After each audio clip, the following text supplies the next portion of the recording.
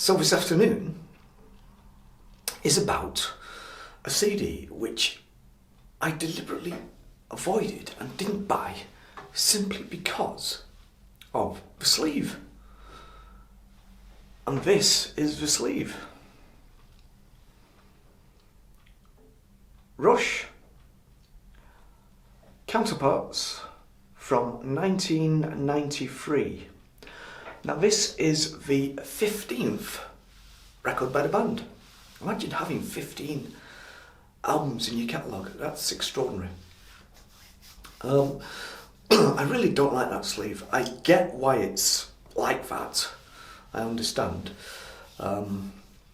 Counterparts, etc. I know what they're talking about. But anyway, so I avoided it for a long time. The thing that pushed me to it was because I had everything else by the band, but I didn't have that. And so I thought, okay, I'll just spend the money, get it, because you're not going to get it on vinyl now. We're well into the noughties, vinyl's dying on its backside, so you're going to have to get this this CD. Now, without me realising it, I had actually heard one song off it, but I'd forgotten all about it. Not because it was no good, but because, you know, it just doesn't get much airplay. I heard it on the radio, and it was that classic number, Nobody's Hero,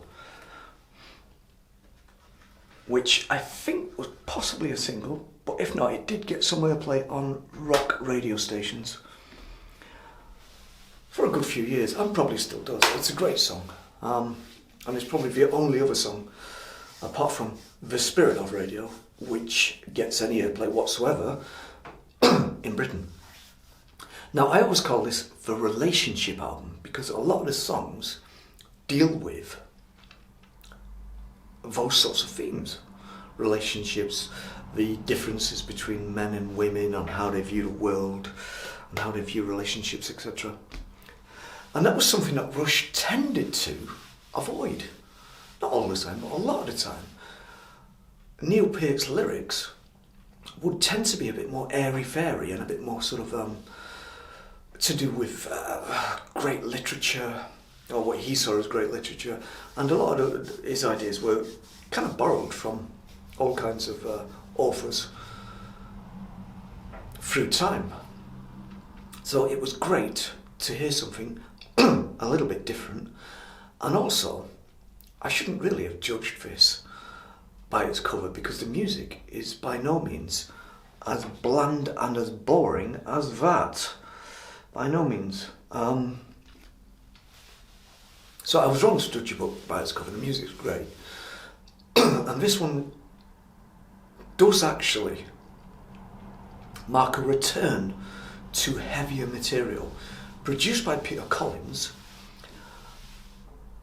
after the previous one was produced by Rupert Hine, but they decided to go for Collins simply because they were quite impressed with his recent work that he'd done with other bands. So they got hold of an engineer that, again, they were impressed with, called Kevin Shirley, known as the Caveman. Now, he's gone on to work with all kinds of people, including Iron Maiden.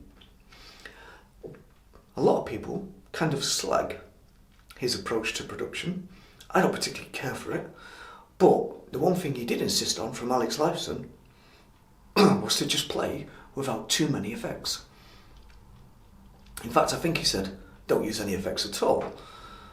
So it'd get a much more beefier sound and generally just more oomph to the recording. And that really works because this band is a hard rock band in its DNA. And so Kevin Shirley clearly wanted a hard rock record, and that's what he's got. Even if the lyrics are a little bit poetic and a little bit love-struck at times, it doesn't matter. It doesn't matter, because this is a hard rock record, and probably the first hard rock, genuine hard rock record they did for over 10 years. And we're talking 93 now, so over 10 years. So what's actually on this? Well, we've got all sorts of great songs. It kicks off with Animate, which is fabulous drum beat on that. Then we have a thing called Stick It Out, which was much more sort of heavy, Then we have Cut to the Chase, which is it's not bad. Then we have the classic Nobody's Hero, which I mentioned before, which is partly biographical in its lyrical content, from Neil Peart. Between Sun and Moon, it reminds me a lot of Stick It Out. It's kind of one of those sort of odd time signatures that Neil Peart used to love playing and was expert at playing. Alien Shore, which is absolutely superb, wonderful song, again about relationships. The Speed of Love, again, you can see where they're going with this. Double Agent. Now that's not really about relationships, that's what it says on the tin. It's about being, what's it like to be a double agent? To live with that in your head the whole time, that you're about to double cross somebody, possibly. Leave That Thing Alone is the instrumental. Brilliant bass work from Geddy Lee, as you would expect. Cold Fire, another real favourite of mine, absolutely superb, another relationship song. And Everyday Glory finishes the record in a very upbeat and very catchy manner. You can't stop singing Everyday Glory when you hear it. It's a little bit cheesy at times. That hook is a little bit poppy, but it doesn't matter. Had they released this, and the radio stations had any balls at all, they would have played this and made themselves a big hit, because it's a great song and it's a great way to finish the record. So, what did the critics think of it? Well, they thought it was all right. They thought it was okay. And that's basically it. It didn't really get slagged, it didn't really get praised, it was just, oh, another Rush album. What are they up to now? Oh, I see they've got a bit more sort of volume from the guitars, and that was pretty much it. The public, on the other hand, they thought differently. They didn't buy it in its trillions, not by any stretch of the imagination at all, but it did do very well in America on the old charts. So, Canada, number 6. That's good. America, though, number 2. I'd love to know what held it off. I think possibly it was Pearl Jam, because they released records at similar times that year. So I think it's possibly Pearl Jam with Verses, which is a great record, don't get me wrong. And you can see why, if that was the one that held it off the number 1 spot, then you can kind of see why. At that time, grunge was just massive. So, Finland, number 13, unlucky for some. And in the UK, we put it at number 14. Now that's not bad at all for Britain, who, let's face it, aren't known for liking their loud rock music in the noughties, not at all. Indie, yes, but not rock music. That was pretty much dying on its backside.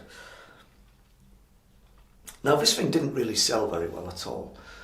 The last certification, whenever that was, said that it sold roughly 600,000 worldwide, which for something that looks so bland when you first see it in the racks, doesn't surprise me in the slightest. Had they released a single or two, because it doesn't say they did on that, on the old Wikipedia, had they released 1 or 2 singles, obviously one of them would be Nobody's Hero. The other one, I would say, would have to be Everyday Glory, and got something better than that to look at, then possibly we'd have had a hit. The guys would have had a hit on their hands, and it probably would have sold a lot more than just squeezing over 500,000 worldwide. So have you heard this particular record by Rush? Counterparts, have you heard it? Were you immediately put off when it came out by the less than healthy praise?